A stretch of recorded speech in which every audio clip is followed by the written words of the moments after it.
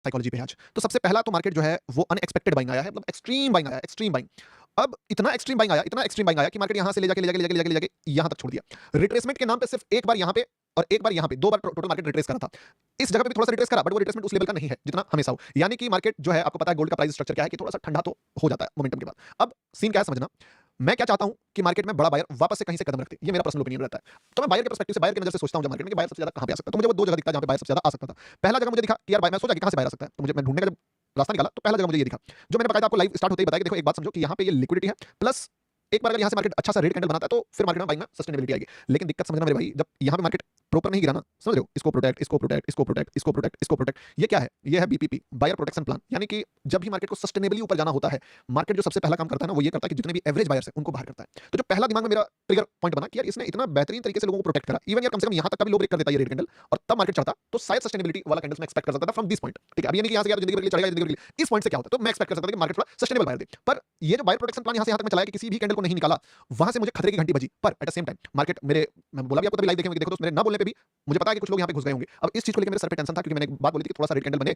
और उसके बाद बायर आए तो मार्केट में बाइंग सस्टेनेबल आ सकता है। तो मुझे पता था कि मेरे बात पे ब्लाइंडली लोगों ने बाय कर लिया होगा। अब इस चक्कर में मैं बता नहीं रहा हूं, बट मैं थोड़ा डरा हुआ था कि अगर ऐसा है तो वो बंदा तो फंस जाएगा, उसका तो नुकसान हो जाएगा। तो क्या करें, किस जगह पे उनको निकालें या किस जगह पे उनको क्या सलाह दें। तो उनको सलाह देने के लिए मैंने चार्ट को देखना स्टार्ट करा कि यार चार्ट में क्या सीन है, कहां पे उसको टारगेट बुक करने का बेस्ट प्लेस हो सकता है। मेरे माइंड में एक ही चीज आता है कि ब्रो, मैं क्या करता हूं ना, मैं लेवल्स, अगर मार्केट प्रॉपर लेवल है, like this is a proper level, this is a proper level, अगर मैं इसको भी बोलूं it's a proper level, this is also a proper level, but this is not a proper level. पर अगर market में कुछ भी सस्पिशियस हो रही है, जिससे कि आप भरोसा नहीं कर पा रहे हो कि यार मार्केट बहुत ही ऊपर जाएगा या सस्टेनेबल कैंडल नहीं लग रहा है, बायर को प्रोटेक्ट करके लेके गया, तो यहां तो खतरा है, खतरा बढ़ सकता है, मार्केट सस्टेनेबल बाइंग नहीं है बट आ गया बाइंग, तो कहां पे जाएगा, इस जगह पे अगर जाएगा तो ये एक बहुत अच्छा टारगेट हो जाएगा, जिससे कि जितने भी प्रोटेक्शन बायर में गया है, ये सारे लोग जिसको मार्केट अल्टीमेटली लपेटने के प्लान में, उनको एग्जिट मिल जाएगा, तो मार्केट इसको एग्जिट देगा नहीं। अब एक ऐसा जगह पे मार्केट जाएगा जहां पे किसी को टारगेट दिखेगा नहीं, जो समझदार ट्रेडर होगा वो उस जगह पे टारगेट ढूंढेगा कि भाई इस जगह पे टारगेट है। आपको याद होगा जब मैं यहां पे लाइव देखा, लाइव में था इस जगह पे, तो मैंने तुमको बताया था कि देखो ये वो जगह है, लाइव को पीछे करके दिखा देता हूं, सबसे बेस्ट है कि यहां पे सीन क्या दिखा कि देखो ये वो जगह है कि सीन यहां पे थोड़ा सा खराब चल रहा है। क्या खराब चल रहा है कि मार्केट जो है अगर यहां तक आ जाता है, लाइक यस, जब यहां पे गया था, ठीक है, इस जगह पे और थोड़ा पहले, तो क्या बताया था इस जगह पे मैं, अब दोनों तरफा बता रहा हूं आज, बताना नहीं चाहिए, क्योंकि भाई दिस इज अ लेवल जहां से मार्केट नोटिंग फिर से करेगा और नोटिंग फिर से करेगा और सिंगल सिंगल लेवल पे मार्केट काम कर रहा है। ठीक है,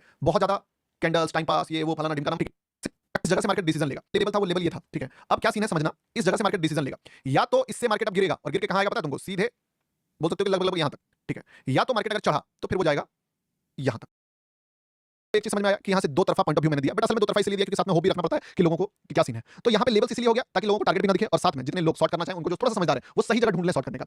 यहां पे मार्केट क्या करता है, आज रेड कैंडल का लो ब्रेक होने वाला कांसेप्ट काम नहीं कर रहा है, समझे बात को, आज कैसा चल रहा है कि नेगेटिविटी, तो मैंने तो बस इस रेड कैंडल के ही, मतलब ग्रीन कैंडल का ही लो ब्रेक होने के आसपास में ट्रेड प्लेस कर दिया। ठीक है, और उसके बाद मार्केट जो है गिरना स्टार्ट करा, गिरना स्टार्ट करा, गिरना स्टार्ट करा, और गिरते गिरते गिरते गिरते यहां तक आ गया। और इसके पीछे रीजन जो है वो ये था कि अगर ये बायर प्रोटेक्शन प्लान लेके मार्केट चला है तो इतना नहीं, तो मार्केट अगर सिर्फ यहीं तक आने के लिए आ रहा है तब तो ये तो एग्जिट करेगा ही नहीं, क्योंकि इसने एंट्री करा है यहां पे, इतने जो सपोर्ट पे बाय करा है ये थोड़ी यहां पे एग्जिट करेगा।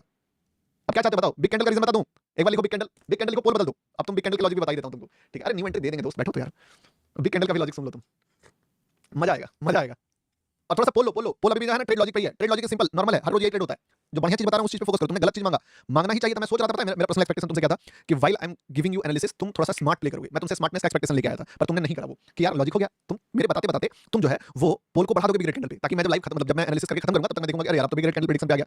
पर तुम साले स्मार्ट नहीं हो रहे हो, यही दिक्कत है। स्मार्टनेस वाला एक्शन बहुत सारे लोगों ने लिया होगा, किसने किसने एक्शन लिया था, स्मार्ट बनो, मैं यही बोलता हूं कि दिमाग लगाओ, ये नहीं मैं तो दोनों बताऊंगा, तुमको भी पता है कि भाई मैं कुछ पता नहीं हूं, ये मेरा प्रॉब्लम है, मैं जो जानूंगा वो सब बता दूंगा, बट तुमसे कम से कम ये एक्सपेक्टेशन में करके बैठा था कि तुम करते ये चीज, कि तुम एक साइड से प्रैंक करते कि ब्रो मैंने इधर से लॉजिक खत्म किया और तुम उधर पे बिग कैंडल देख रहा हूं यार, अब उठ के देखो भाई 52% तो बिग कैंडल पे आ गया है, तब वो भी बताना पड़ेगा, बट चलो कोई नहीं, तुमने नहीं बताया तो पूछा तो मैं खुद से ही बता रहा हूं। ठीक है, अब देखना बिग कैंडल का जो रीजन है, कहीं ना कहीं तुमको स्मेल समझ में आ ही गया होगा कि बिग कैंडल के पीछे क्या रीजन था। सुनना, जब तुमको पता चला कि ये जो ट्रेड ही बना है ये ट्रेड एक एवरेज ट्रेड है, ठीक है, this is a average trade, और बायर प्रोटेक्शन बीपीपी जो चला है, बायर प्रोटेक्शन प्लान, कि भाई बायर प्रोटेक्शन प्लान जो होता है ना वो कभी काम नहीं करता, यानी कि बायर को प्रोटेक्ट करा ये पेलेगा उसको लपेटेगा।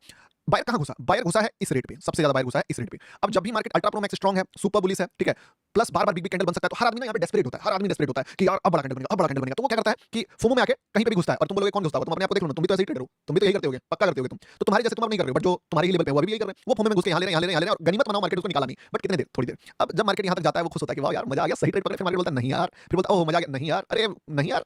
अब ऐसे सिचुएशन में द थिंग इज कि बड़ा कैंडल क्यों बना, बड़ा कैंडल इसलिए बना क्योंकि जब मैंने चार्ट को यहाँ पे देखा, आपको याद होगा ये रेट को तुम मैच करो, ये रेट जा रहा है इस रेट से डिफाइन हो रहा है, यानी कि जो बिगनर बायर घुसा था वो कहां घुसा था, वो यहां घुसा था। तो बिगनर बायर का एंट्री प्राइस ये है, और मार्केट यहां से ऊपर गया, बिगनर बायर जो है कंफर्टेबल जहां से होगा कि चलो इतना में तो एंट्री प्राइस है, ये उसका लोएस्ट लॉस था, आप समझ रहे हो ना, इस पे वो पोजीशन नहीं काटेगा, क्योंकि इस जगह पे किसी ने बाय करा होगा तो उसको मान लो $100 लॉस, बिट वो प्रॉफिट, $100 लॉस प्रॉफिट, तो वो $100 का लॉस देखा हुआ बंदा है, तो वो $100 में कंफर्टेबल है। तो यहाँ पे भी क्या करा मार्केट ने, उसको एक छोटा सा लॉस दिखाया, पर वो लॉस कंफर्टेबली दे होल्ड कर लिया, बोला उतना भी थोड़ी, उतना तो यहाँ पे भी देख लिया। और अगर ये उसको 100 से ज्यादा दिखाएगा धीरे-धीरे कि ये ले बेटा 120 निकलेगा, 115 निकलेगा, 110 निकलेगा, नहीं 100 निकलेगा, वो बंदा सच में निकल जाएगा, बोले चलो भाई कम से कम 150 से तो कम है, 130 से तो निकल। तो मार्केट जब उसको लपेटने के लिए आ रहा है ना, तब उसको मौका नहीं देगा। ये रिटेलर का गंदा, ये बहुत डार्क सीक्रेट नहीं, बहुत डार्केस्ट सीक्रेट बता रहा हूं कि इमोशंस के साथ कैसे खेला जाता है। वो ये समझो कि रिटेलर्स का एंट्री ऑपरेटर को पता है, उसको एक लॉस दिखाया, वो लॉस था मान लो $100। उस बंदे ने पास्ट में भी लगभग 60 से $100 का लॉस देख लिया है, तो ये उसके लिए कंफर्टेबल है। बट साथ में वो बंदा डरा भी है कि $100 का लॉस तो मुझे हुआ है, पर चलो कोई नहीं, मार्केट घटा के वो $100 का लॉस को $20 में ले आया। पर एट द सेम टाइम अगर इस बार गिरते गिरते मार्केट उसको मौका देगा दूसरी बार, पहली बार वो झेल लेता है क्योंकि ये फर्स्ट टाइम हो रहा है कि इतना प्रॉफिट उसका घट के लॉस में गया। एक बार उसका लॉस रिकवर हो गया, उससे ज्यादा लॉस उसको आरामदायक तरीके से मिलेगा कि ब्रो निकल जा, तो वो निकल जाएगा। बड़ा प्लेयर नहीं चाहेगा कि वो बंदा कंफर्टेबल एग्जिट मारे, और दैट्स द रीजन कि मैंने यहाँ पे एक वर्ड बोला कि अगर यहाँ से अब गिरेगा तो बड़े कैंडल से गिरेगा, ताकि जब तक ये रिटेलर जो ये बंदा है ये डिसीजन पैरालिसिस में जाएगा, डीपी में जाएगा कि काटूं की होल्ड करूं, काटूं की होल्ड करूं, काटूं की होल्ड करूं, मार्केट उसका काट देगा कि बेटा ये ले। कितना लॉस? $600 लॉस। बंदा दर्द में, कराहते हुए, पेन में पोजीशन को होल्ड करेगा, पूरा पेन में होल्ड करेगा, फिर मार ये ले, वो बोलेगा अब मेरे औकात से बाहर है क्योंकि इस लो का भी लो कट गया और इसके नीचे क्लोज कर दिया, वो 600 में भी नहीं निकलेगा। यहाँ पे जब $820 का लॉस होगा ना, वो इस जगह पे कि अब तो मेरे हालत खराब हो गया, अब मैं इस दर्द को नहीं झेल सकता, यहाँ पे लॉस बुक करेगा। तुम अपने आप का पुराना वर्जन देखो, तुमको पक्का पता चलेगा कि तुम इसी जगह पे लॉस बुक करोगे। अगर तुम यहाँ पे बुक करने का सोचे थे और वो यहाँ तक आ गया तो तुम यहाँ भी नहीं करोगे। और मार्केट देखो, तुम एक जगह इसको आगे बढ़ाता हूँ, रिवर्स कैसे किया थोड़ा सा देखना, ठीक है? तुमको बहुत प्यारा समझ में आएगा कि क्या सीन हुआ है। आप समझिए ये मार्केट, मैं ये तो आपको नहीं बताया, ठीक है, नो डाउट इसका क्रेडिट मैं लेने नहीं आऊंगा, बट अगर आप अपने नजर से देखिएगा ना तो आप समझिएगा कि this will be your exit emotionally. ये एग्जिट है, इमोशनल एग्जिट, ठीक है? और ये इमोशनल एग्जिट पे कितने ट्रेडर हैं जो एग्री करते हैं कि आपका पुराना वर्जन इसी जगह पे लॉस बुक करता, इसी जगह पे, क्योंकि ये तो झटका दिया मार्केट ने, यहाँ पे तो तुम तैयार ही नहीं थे, यहाँ तक आ गया। अब तुम यहाँ से कंफर्टेबल वेट करोगे, आपने तब रिकवर कर जाएगा, लॉस का मौका तब निकलोगे। तुम डरोगे कब? जब वापस से पैनिक एक्सट्रीम पे जाएगा, क्योंकि यहाँ पे धीरे धीरे मौका दे रहा है। बताओ कितने लोग एक्सेप्ट कर रहे हो कि इमोशनल एग्जिट तुम सेम वही प्लेस पे लोगे जहां पे मार्केट दिखा तुमको? मैं तो वहीं लेता था। लग रहा है ना आपको कि yes this is your level जहां पे तुम इमोशनल एग्जिट करोगे, और यही इमोशनल एग्जिट से मार्केट रिवर्स मारा है। समझे बात को? अब तुम बोल सकते हो कि भागने के बाद फिर ये वाला ज्ञान दे रहा हूं। दोस्त, गिरने से पहले तुमको इससे बड़ा ज्ञान दिया हूं मैं, तो तुम इस चीज को भी वैलिड मान सकते हो, ठीक है? अपने आप को देखो कि तुम क्या करते हो, तुमको खुद समझ में आ रहा है। तुमको लग रहा है कि तुम यहीं एग्जिट करते तो बड़े तो सारे छपरी ट्रेडर्स यहीं एग्जिट मारे लॉस में, दर्द में। तुमने उसके दर्द को देखा नहीं, तो इसलिए तुमको फील नहीं हो रहा है। असली पैसा तुम तब बनाओगे जब तुम एक रिटेलर के दर्द को बिना लॉस लिए फील कर पाओगे। मैं फील कर पा रहा हूं कि एक बंदा कितना करा होगा दर्द से, किस लेवल पे उसके अकाउंट साइज का जब मरा होगा वो बंदा, किस लेवल पे रो रहा होगा, इमोशनल पेन फील कर रहा होगा इस जगह पे। मैं समझ सकता हूं कैसे ट्रेडर काटा होगा डर के मारे ट्रेड को कि जीरो ही हो जाएगा। तो उस जगह से मार्केट रिकवर करता है कि ले बेटा, और इसके बाद तो दर्द उसका 4 गुना कर दिया होगा। उसको लगा शिट यार मेरे साथ धोखा हुआ है, बट ब्रो ये धोखा मार्केट तुम्हारे साथ रोज करेगा। तुमको समझना पड़ेगा कि कहां पे मार्केट इमोशनली तुम्हारे साथ खेलता है। तो समझ में आया बिग कैंडल का रीजन? ये बताओ हुआ ना बिग कैंडल का रीजन? बिग कैंडल का रीजन ही ये था कि मार्केट उसको कंफर्टेबल एग्जिट नहीं देना चाहता था। झटका से गिरेगा, वो नहीं सोच पाएगा कि रुकेगा, होल्ड करे। समझे? सीधी बात है। अच्छा एक बात बताओ, सही बताना, मजा किसमें ज्यादा आया? मैं तुमसे पूछता हूं, वो बिग कैंडल के लॉजिक पे या ट्रेड लॉजिक पे? ट्रेड लॉजिक तो सिंपल था, इसलिए मैं बोला ना, तुम अगर पूछोगे तो मैं तुमको बताऊंगा बिग कैंडल लॉजिक। अब तुम बोलोगे ट्रेड मैंने नहीं ध्यान दिया था, जब तुमको एक्सप्लेन करा ना, मैं तुमको क्या बोला कि बिग कैंडल पूछ दोगे तो मुझे डेप्थ में घुसना पड़ेगा। जब मैं खुद डेप्थ में घुसा तो मुझे ये चीज दिखा कि यहां से ये क्यों ऊपर गया, तभी देखता शायद बता भी देता भाई करना। बट इंसान हूं यार, आईक्यू 400 नहीं है मेरा भी, समझ रहे हो? है थोड़ा बढ़िया, बट उतना भी नहीं है कि मैं हर एक चीज को एट अ स्पॉट देख ही लूं पूरा। थोड़ा चीजें बाद में भी डिकोड होती है, तो वो वाली बात है बिग कैंडल लॉजिक। मजा तो आ गया, लाइक कर देना थोड़ा सा, ठीक है? आप अप्लाई ये ब्रदर, चलो तुम बोलते हो तो लगा देता हूं।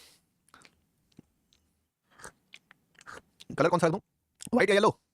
कलर बताओ, कलर येलो। नहीं येलो बदनाम नहीं करना चाहूंगा मैं अपना येलो लाइन को। Yellow line, yellow car, me also. अब देखो कितना बढ़िया, कितना मस्त। ऊपर क्यों गया? ये में था, नीचे क्यों गिरा? ये में था। दोनों आंसर आपके सामने है। हाँ अभी ठीक है, 200 वाला भी लगा दूं? अच्छा